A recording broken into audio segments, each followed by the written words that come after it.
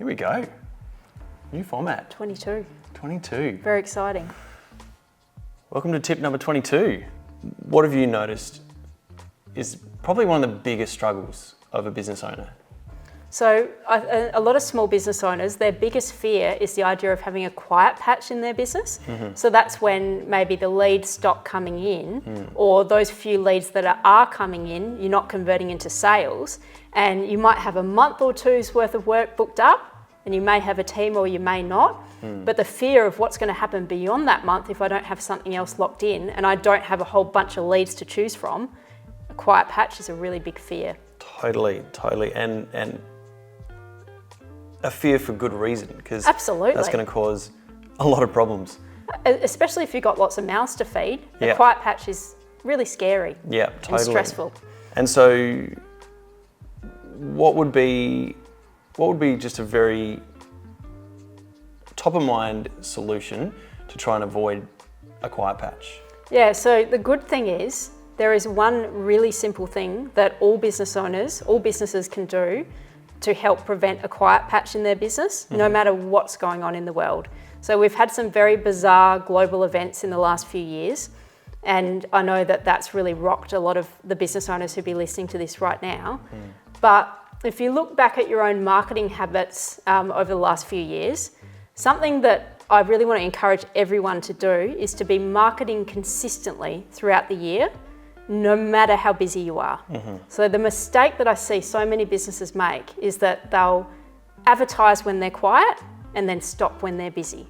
So they think, I'm quiet, I need more work. Yeah. And so they advertise and they get some more leads, and then they're busy again and they stop. Yeah. And so it's very up and down. There's no consistency to the brand awareness. How hard do you think it is, how quickly do you think someone can fall off someone's radar or out of someone's algorithm, or just forget that business is something they used to align with, and maybe it's gone now, so they'll just use Google and just find anyone? How quickly do you think that happens? That is such a good question, and we've spoken about this before. It's like if those businesses that are consistently posting, say, to stories every day, you see that little coloured circle pop up and you want to click on it, and that business is front of mind for us every day.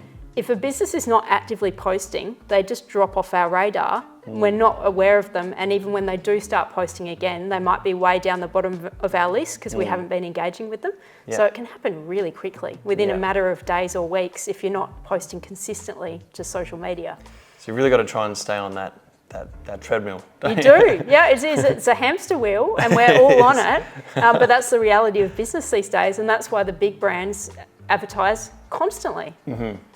Yeah, makes a lot of sense. And do you think if you have had a bit of a break, just because you did get busy and you didn't have the systems in place to keep it going, can you build back up? 100% you can. But I guess the subject of this video is that try to avoid that. Yeah. So yes, absolutely, if all the wheels have fallen off and you've had to stop, you can build engagement back up again.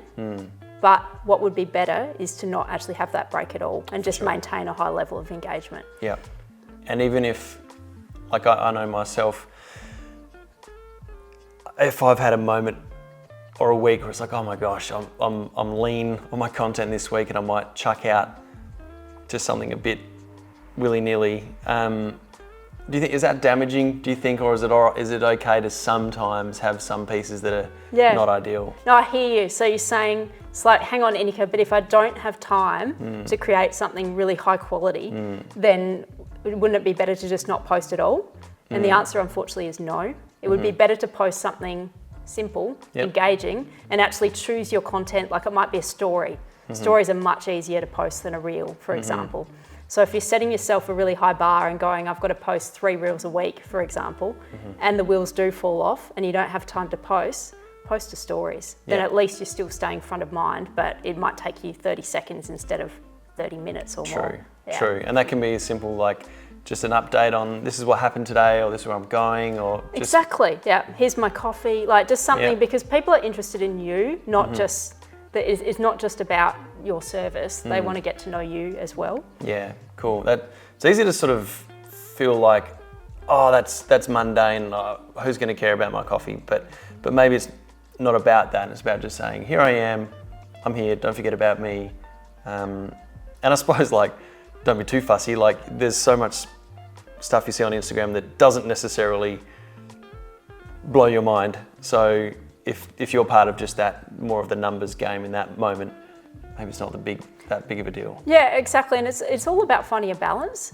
So I'm not saying post large volumes of quality that's not really engaging, but when you're short on time, just keep it simple.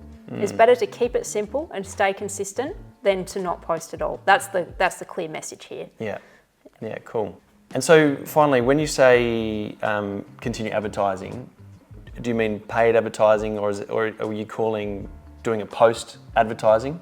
Yeah, that's a really good distinction. So by advertising, I'm talking about just marketing your business. So it doesn't have to be paid. It can be organic. Even better, A grade would be some paid and some organic. If you're not at that level yet, it's just about staying consistent with your organic posting. Yep. And considering other options like email marketing or Google Ads, depending on what sort of business you have. The message here is that you just need to be maintaining a certain level of brand awareness throughout the year. It's like my business, for example, I've been pretty fully booked for a while now, but imagine if I just stopped posting tomorrow, said, Tim, go home, don't need you anymore. I'm fully booked, don't need any help anymore. I can't, and if I did that, if I finished up with a client, or if I decided that I wanted to open up more capacity, it would be really hard for me to get started again because no one's been seeing me on social media. Yeah, right. I think I've seen you mention once before, it can maybe be like a 3-month delay 100%. with posting, that sort of thing. So Yeah. you've made that decision to expand, or a few clients move on or stop or whatever. Then you're like, great, well, now I'm 3 months away from getting to that point. Exactly. And if you're selling big ticket items like houses or pools or things like that, it can be an even longer nurturing sequence. Like it might be 2 years before they make contact with you. Right. And if there's another pool builder who's advertising consistently at that time when they're ready to make the decision, if they saw a post from you 2 years ago, that doesn't mean they're going to reach out to you now. Yeah, cool. Nice. Well, there you go. So how to avoid quiet patches in your business. That was really Advertise insightful. consistently. Yeah. Hope it helped.